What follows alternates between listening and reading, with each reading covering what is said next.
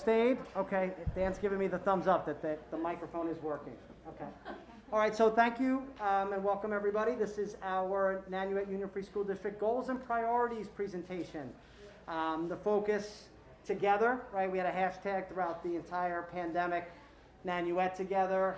Now that we've returned and we're back in our schools together, we really wanted to focus together on specific actionable steps as we return from, again, arguably one of the more chaotic school years in anybody can remember. So as we return, just a quick history or a backdrop on the Nanuet Union Free School District district goals. We have 4 district goals. These district goals are long-term, traditional district sort of categories that have been around for a very long time. They're very relevant. They encompass all different types of priorities that can reflect the needs of the times. And they are very mindful. There's 4 major goals. The first one is improving academic performance of all students in meeting or exceeding the next generation learning standards. The second goal is to implement a system-wide improvement strategy that focuses on achieving the district mission. And by that, we always kind of put a little parenthesis caveat that that's the whole child. That's going sort of beyond the standards, beyond the content in the core curriculum, and expanding out to our mission that asks that students be passionate on how to apply their learning in a complex and interdependent world. So if you're going to apply learning and influence the world, you have to have some other skills, and that's where we get into the whole child. The third goal is strengthen parent and community support in the district, and then also what has grown out of that third goal, which is sort of implied, is being strong communicators. Partners with the community in a multitude of different ways, but also being a school district that has really sound clarity in our communication strategies, which we've done a really nice job over the last few years utilizing social media and really building that pillar. The fourth goal is improving our school facilities, right? The health and the safety of our students, our staff, our visitors, making sure that our schools are run efficiently and effectively, the health and safety measures, and then of course, to do all of this, to invest, is that we have fiscal stability. We're strategic about our budgeting. You know, you'll see in this year's priorities, there's a lot of financial focus on $59 million worth of capital investments that are coming to our school district over the next 4 years, but they will start this year. So there's some specific things that we're going to get into for this year. So the first goal, underneath the first district goal, improving academic performance for all students, meeting and exceeding the next gen learning standards, is where are we? Where are our focuses? Where are our priorities as we return from this, right? We all know this world. If you have kids, grandkids, your own kids, your home, the left side, you could see there was a whole lot of this. I know there was a lot of that in my household with the 3 kids, 1 in elementary, 2 in middle. And we're educators, we're teachers, and we got to that point. So a lot of frustration for students and for parents. And then also on the right side, that's just sort of a graphic of another thing that we saw a whole lot of. And in the beginning, it was sort of nouveau to see kids working independently with a lot of technology. And then after a while, it started to become concerning. And the kids even started to give us feedback that I can't get up in the morning and sit in my pajamas at my desk in my basement of my house and plug in again. So there was this priority, this goal, the pandemic really set the stage for us this year as we return. It almost wrote itself. So what do we do if this was the experience for 18 months? We're focusing our efforts on engaging classrooms. Now that the kiddos are back, now that our teachers are back, the distancing regulations are still there, the masks are still there, so there's some hurdles to fully engaging classrooms in the way that we knew them prior to the pandemic. But nevertheless, we are in a stronger space. So let's focus on making those classrooms as rigorous and relevant as possible, knowing that the pandemic actually provided for us sort of a soft survey. That when classrooms were not available to learners and families, they pined for them. They asked us, they begged us, how can we get more kids back in school? Please fold out this hybrid, bring more kids in. Get the kids back in the classroom. My kids are sitting at home by themselves. They need their peers. They need that energy of learning in a collaborative setting. We heard that. We're so excited as educators who work in a live school to hear that. So what do we do with it? So this relevance and rigor, these topics have been coming up a whole lot in returning to schools from the pandemic. Sort of a just basic definition of relevance is not anything new when you're teaching, is you want the students in front of you to know why they're learning what they're learning and value it. How do you create connections to your learning objective and what students value? Sometimes you gotta be really crafty. I'm looking at our math teachers, right? You have to be really crafty, but that's part of the craft of being a good educator, is how do you connect value to students' lives? So making sure that we're strong in signaling out that we care about the relevance of what you're learning in our classrooms. And then rigor. Rigor as well, the definition, straightforward, is that it ensures that all students are challenged to develop advanced skills and knowledge, right? Making sure that kids, I know my own kiddos, especially my 8th grader last year, he skated. I didn't see a lot of rigor in his life. He was floating around on the laptop, closed it. He did, he checked the box for the day, got the credits, and I think we all survived that way a bit last year. We're looking to turn the dial up again now that our kiddos are back in class and start looking for how do we constantly differentiate so that we're challenging our students. So again, it's collaborative learning environments. Again, 3 feet between desks, not easy to go back to the quads, but there are still a lot of opportunities for us to explore. This is a goal with priorities to explore how to reinvent relevance and rigor in our classrooms.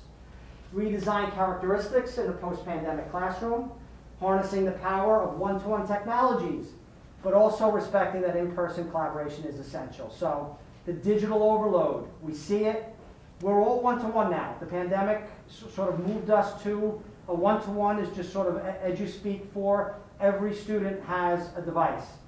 Teachers have all their lesson plans available on those devices. So goodbye to backpacks. Kids can live and learn directly from their devices. We love it. We loved it during the pandemic. We love that it has a whole lot of diamonds in the rough when we return, but we don't want our classrooms looking like computer labs. We don't want 5 schools walking the halls, looking in the rooms, and everything's a computer lab. We want the kids off the screens. We want them learning in real life, learning collaboratively, but then also keeping the value of digital learning. So it's exploring that balance. Where is that sweet spot? And again, we're saying relevance.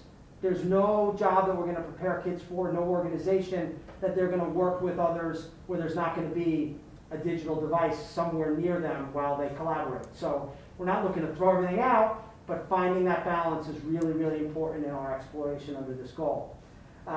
Dissolving the 4 walls of the classrooms, right? So we pulled a lot of that back. We pulled a lot of it back budgeting. We pulled a lot of it back, obviously, during the pandemic. Now trying to, again, revisit that students like to learn in real life. They like to learn by doing and going places and experiencing things. We heard that from them. So living in a place like Nanuet that has such a strong commercial, we have like all this commercial chain. We have the Chamber of Commerce, the Junior Chamber, Rockland County itself. We have so much support for growth outside of our school campus that we want to tap into that as well. And then not even going that far, we also started exploring outside classrooms during the pandemic, right? Because we had to go outside, or it was healthier to be outside. And we saw some really, really creative and beautiful lessons last year. Teachers would take kids out along the tree line at the middle school, where I've never seen kids there before other than recess playing kickball and stuff. They were doing poetry walks. There were photographers walking the track. So using our campus in a way that respects that outdoor lessons are very much viable. So continuing with that work. So again, the graphic, we want to get to that left side, again, where we have small group. We got the masks on, we have to watch our distancing, but you have the teacher right there doing some small, intimate work with groups of kids, letting them work together. No computers, paper and pencil, right? Tried and true. In the middle, maybe it's a little more like a secondary group, but honoring that the digital platform is really, really, really, really important, but still making sure that we're not doing it each and every day and that kids aren't just sort of doing what they did last year but doing them in the classroom.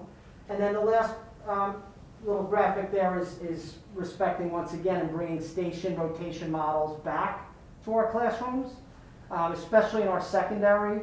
The middle school has had a really progressive schedule for many years that had longer learning blocks, which respects station rotation models, project-based learning, collaborative groups. You remember a few years back we transitioned the high school to longer learning blocks so that we could start expanding our station rotations and our collaborative groups. Unfortunately, the pandemic moved us back to a linear model with shorter 42 minutes. We're planning to go back next year. So starting to get those characteristics into the classroom now is really, really important so we can hit the ground running next year.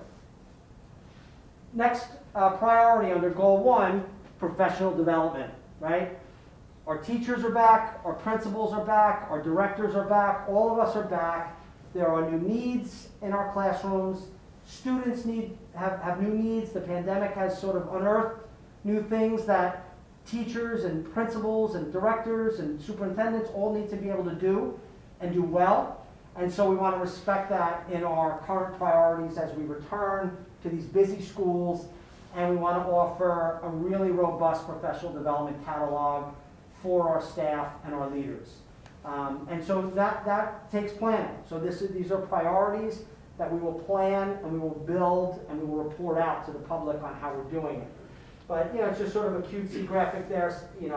In education especially, it's really difficult to speak the same language because you have kind of like this tight mission, but then you have schools that are really sort of loosely coupled, like they live in their own world in one school.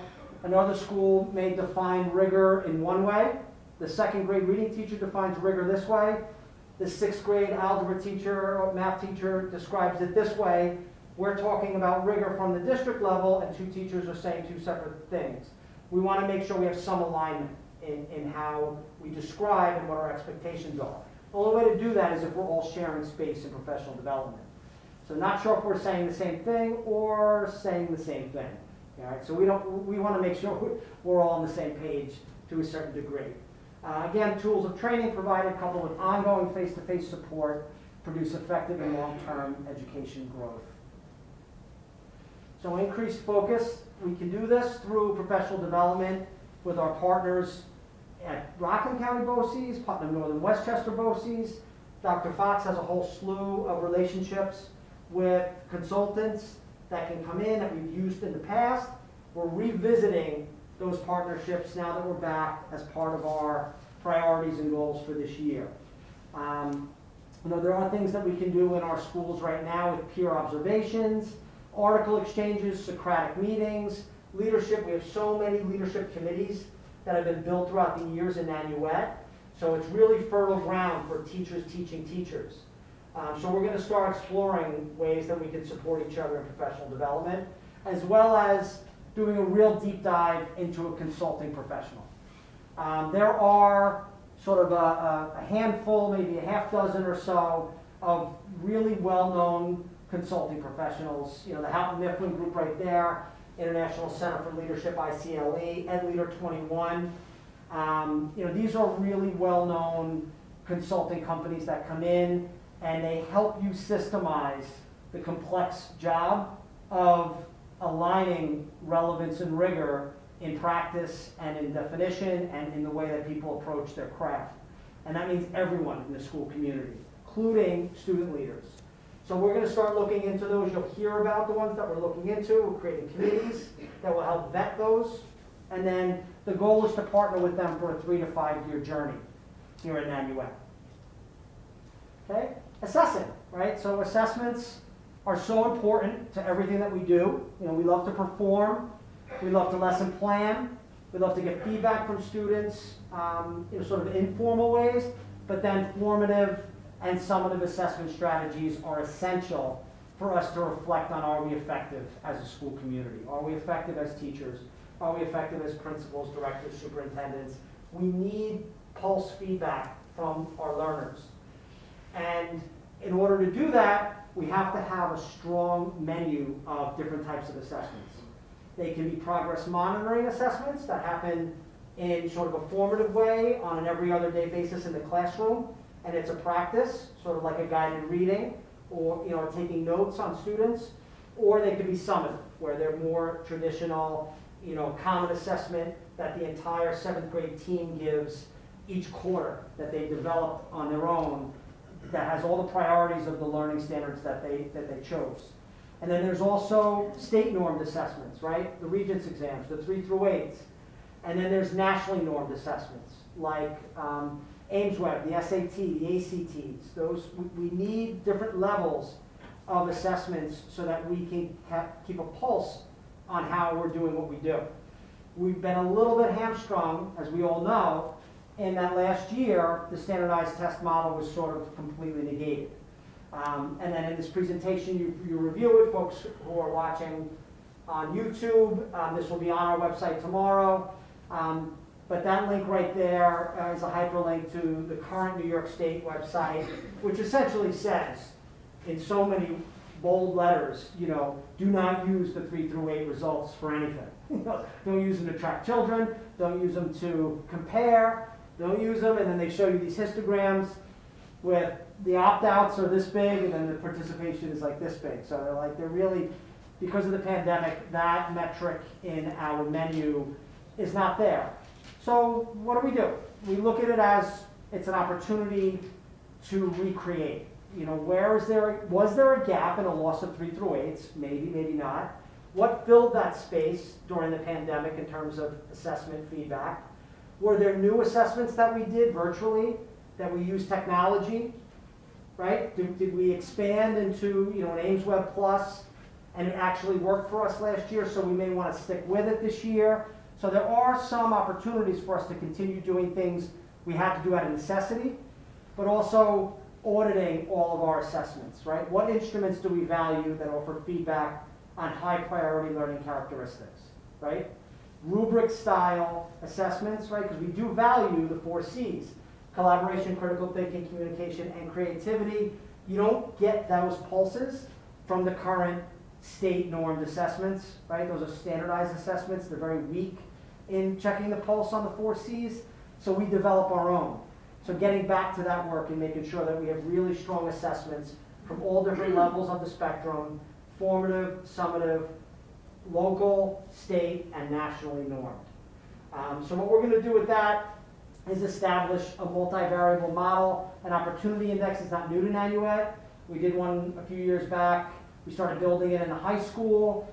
A lot of high schools do it because they're rich in sort of national assessments with PSATs, PACTs, and all the Regents exams. So it's sort of easier in the high school to flood sort of an Excel spreadsheet with all this data on all of our kiddos so that we can use it to encourage kids to open doors, right? It's never used as a lock in a door. It's always used to open a door for a higher level course or a higher level enrichment opportunity. So you're using an opportunity index exactly what it is. It's an opportunity finder for all kids. Sometimes we need to use that to convince kids that they're doing better than they think they are. Right? They don't believe that they're in the top whatever percent until you show them, and then they go, oh, maybe. Sometimes you show their parents. I have to show you, Johnny is in the top 25% in ELA. He's a really good writer. Oh, I didn't realize that about him. And then we can start coaching and moving kids out of their comfort zone into some new areas. So building those for all levels of our school, not just the high school. That's our goal in this priority. Okay. Social emotional, obviously our goal number 2, the whole child. So yeah, all those things are great. If we're really checking the pulse on whether kids know what they know, getting back to the standards, getting back to the content in the curriculum, assessing them. But in order for them to apply that knowledge and do anything meaningful with it, they need to be sound, confident human beings. And right now our kids are struggling, right? People are struggling in society. Our schools are just microcosms of what's happening out in society. We have kids who look like the kids in these pictures. These are just graphics of kids that, coming back from a pandemic, right? A lot of anxiety, a lot of nervousness, a lot of insecurity. So what is a priority for us, K12 in our schools, is to expand. It's nice that Nanuet's been in this space strong, with our ruler work. We have a really strong social emotional. I think the last couple things that I shared at my super report were all really creative social emotional connections between kids, because this school community does it really, really well.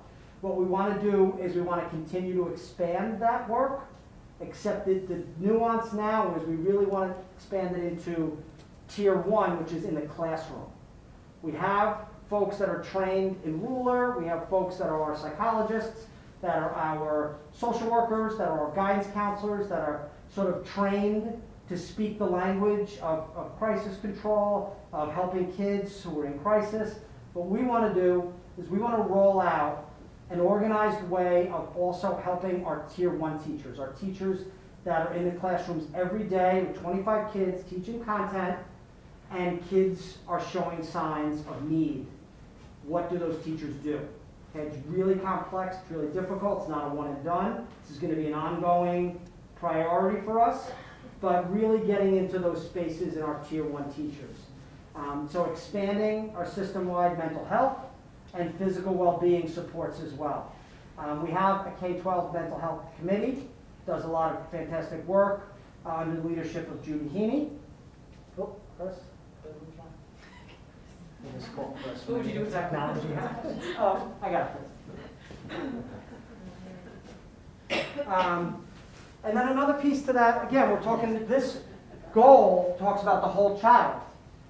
So, yeah, mental health support for sure, social, emotional support, but also physical well-being, right? Our kiddos have been sitting in their homes for a year, bringing them back to our campuses, looking at all of the opportunities for kids to get up, get moving, eat right, learn about nutrition, learn about the importance of burning calories, of being physical, learning that before a quiz or a test, if you want to go take a walk, walk around the hallways before you come in, it's important for your focus. All of these things, we're going to focus on how to support kids in all 3 of those realms: social, emotional, mental health, and physical well-being. Next part of this, the second priority in goal number 2, is once again to stand on the shoulders of our ESA law. So prior to ESA in 2015 was No Child Left Behind.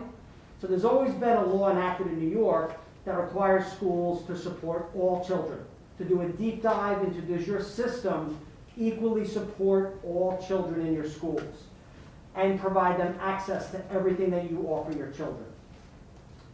So we're emphasizing fostering equity in education for all students, expanding measures for school accountability and student success. Again, standing on the shoulders of our 2015 ESA law, we began that work.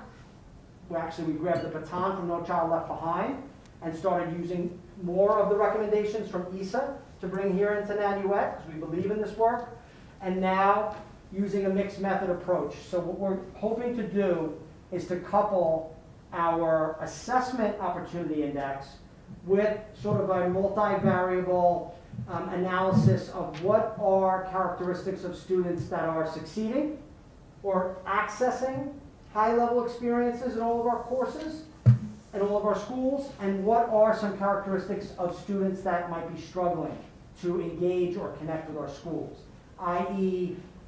Discipline referrals, i.e. high absenteeism, not engaging in extracurriculars, like finding variables through works with guidance, work with our teachers to identify student characteristics that we can use so that we can start bringing more kids into the fold.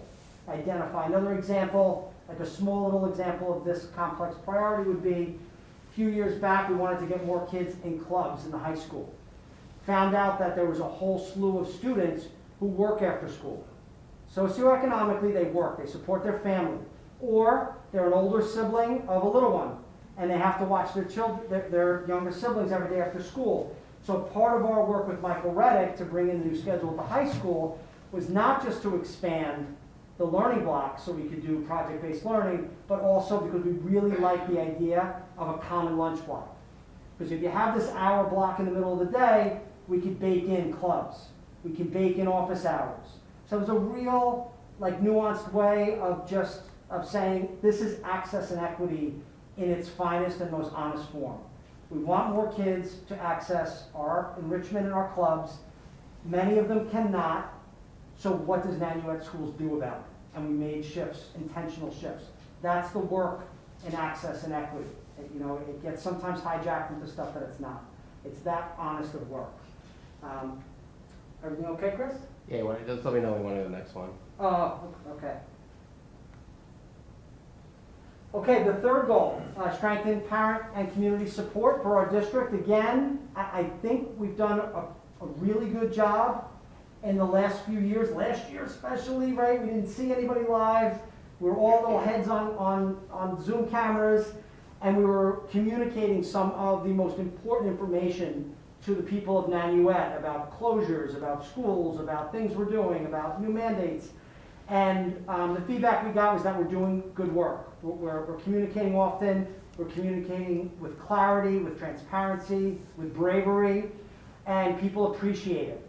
So we're going to continue doing that, but because these are new priorities, these are new under traditional goals, the priority for this year is to, of course, maintain that level of quality and communication.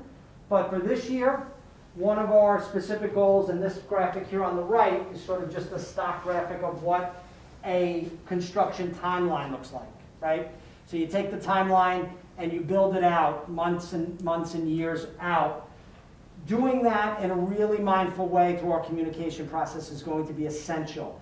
We are breaking ground on these projects soon. We want everyone in our school community to know when, why, how long it's going to take, what will the impact be on our day-to-day traditional lives here in the schools. So it's really, really important, specifically in this priority, that we spend a lot of time and energy communicating the capital projects with our community. That came out to support us so amazingly for our bond vote. And then, in the middle, that's an example of one of Ashley's social media posts when we were campaigning for the bond, using social media as well to speak to the folks in Nanuet. Okay, so it's our website, which we have a really nice spot on there that we will continue to use for the capital investments. Everything from the campaign went right onto the website. So anybody who missed a meeting could watch it on YouTube. Anybody who missed a presentation could go access the presentation and all of the renderings easily. We're going to continue to do that work and then also use social media to continue to speak. The left there, that's an example, that's Nanuet and Beyond, our folks, our friends from the Nanuet Chamber that support our schools. We want to continue building community relationships and fostering existing partnerships. Expanding authentic learning experiences beyond the classrooms, out into the community. We're always keeping the pandemic in our peripheral. We want to make sure that we're safe. We want to make sure that the places we partner with will still have us, but if they will, and the guidance is there, we'll follow it, and we'll get our kiddos out into the community to partner. We've done it with the street fair already. There's been already life coming back to our connections with the community. So it's really, really exciting. We're going to keep pushing there. For those that are going to access this presentation later, at the bottom there, that's the hyperlink to everything on our website that we did for the campaign. So that's sort of a model of what we're going to do over the next 4 years as we stay transparent with the $59 million of capital investment and improvements.